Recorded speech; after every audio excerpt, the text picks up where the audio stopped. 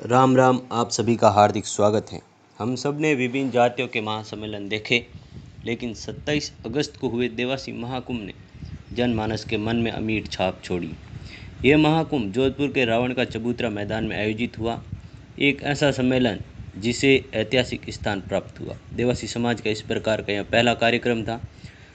इस राजस्थान प्रदेश स्तरीय कार्यक्रम में लगभग 7 लाख देवासी समाज के लोग सम्मिलित हुए।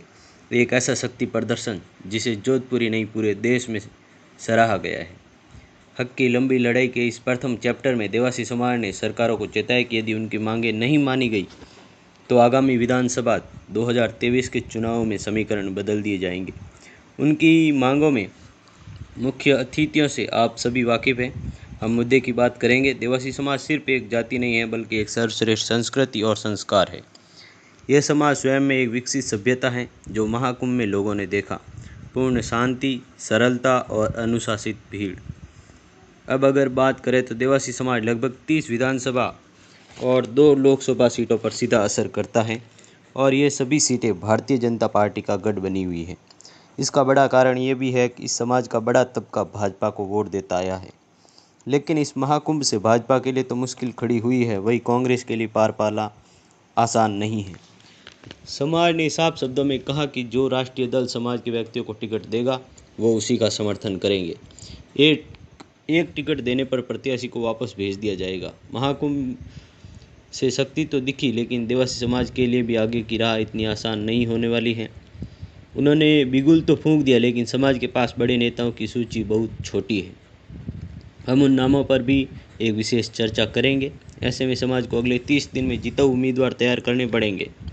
समाज को जागृत होते होते 8 दशक बीत गए। ऐसे में मुश्किलें तो होगी, लेकिन देवासी समाज पूर्ण मजबूती से दावेदारी भी पेश करेगा। हम उन नामों की तरफ बढ़ते हैं।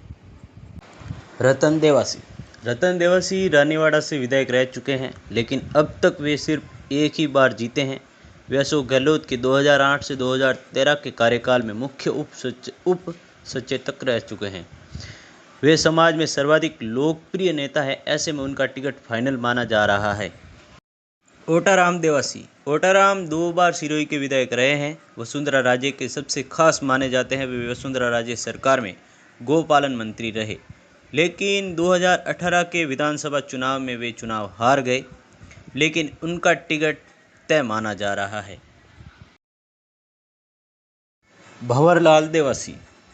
भंवरलाल पूर्व DYSP है। वर्ष 2018 में वॉलंटियर रिटायरमेंट ले लिया। ये कांग्रेस की तरफ इनका झुकाव है। पिछले वर्ष इन्हें टिकट नहीं मिला।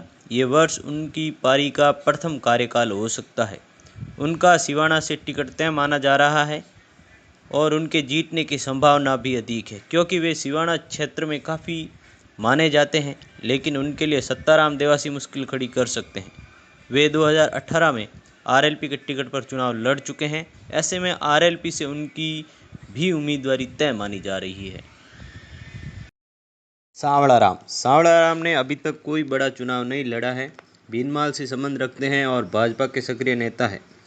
ऐसे में इनकी छवि बेदाग है और भाजपा से उम्मीदवार माने जा रहे हैं, लेकिन अभी तक इनको टिकट नहीं मिला है। मंगलाराम मारवाड़ जंक्शन से प्रधान हैं। इन्हें भाजपा ने पंचायत समिति का टिकट नहीं दिया था, तो इन्होंने निर्दलीय ही चुनाव लड़ा और प्रधान बने। हालांकि भाजपा की तरफ इनका झुकाव अब भी बना हुआ है। ऐसे में इन्हें विधानसभा की सूची में माना जाए। योगी लक्ष्मणनाथ जैतारण विधानसभा में काफ़ी लोकप्रिय हैं और हिंदुत्ववादी संत हैं। ऐसे में इन्हें मजबूत कैंडिडेट माना जा रहा है जैतारण से। भूपेंद्र आहोर विधानसभा से मजबूत भाजपा के नेता माने जाते हैं, और समाज की मांग है कि इन्हें टिकट मिले। वे वसुंधरा सरकार में मंत्री रह चुके हैं। प्रेमाराम सुमेरपुर विधानसभा में समाज के लोग चाहते हैं कि प्रेमाराम को टिकट मिले। ऐसे में उनके लिए JNU के ओम सिंह मुश्किल बन सकते हैं, लेकिन समाज चाहता है कि ओम सिंह किसी अन्य सीट से अपनी दावेदारी मजबूत करे। जगदीश देवासी विधानसभा क्षेत्र लोनी में भाजपा के नेता हैं जगदीश, जिनका बोलबाला किसी से छुपा हुआ नहीं है। भाजपा नेता जगदीश देवासी समाज रत्न स्वर्गीय भोपाला राम जी के पोते हैं। ऐसे में लूणी से उनको दावेदार माना जा रहा है। लेकिन उनके लिए भी मुश्किलें कम नहीं हैं, क्योंकि विधानसभा में वे एक दशक से सक्रिय हैं, लेकिन पार्टी ने लगातार उनकी अनदेखी की है। सतपाल देवासी कांग्रेस के वरिष्ठ नेता और सचिन पायलट के खेमे से जाने जाते हैं। सतपाल वर्ष 2018 के विधानसभा चुनाव में बाली से दावेदारी पेश की थी, लेकिन उन्हें टिकट नहीं मिला था। ऐसे में इस बार उनसे उम्मीद की जा रही है, लेकिन वहाँ के जो लोकल हैं चालाराम, वो भी उम्मीदवारी कर रहे हैं। ऐसे में उनके लिए मुश्किलें खड़ी हो सकती है।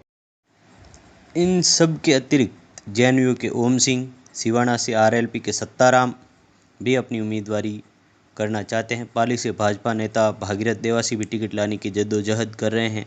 विधानसभा लूणी से केवलराम लूणी भी पिछले 5 साल से सक्रिय हैं।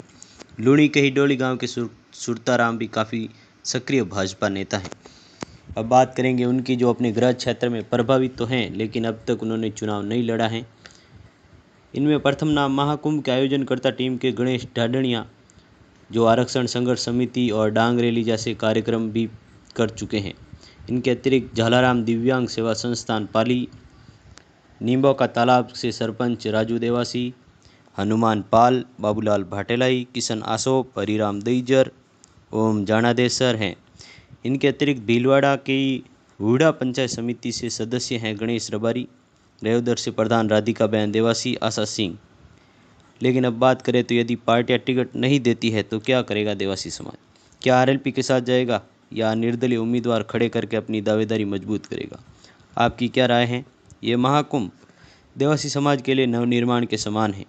जो समाज उत्थान के बंद दरवाजे खोलेगा, समाज के लिए, नेताओं के लिए मुश्किलें होगी। विधानसभा का घमासान शानदार होगा, ये तय है। जय हिंद।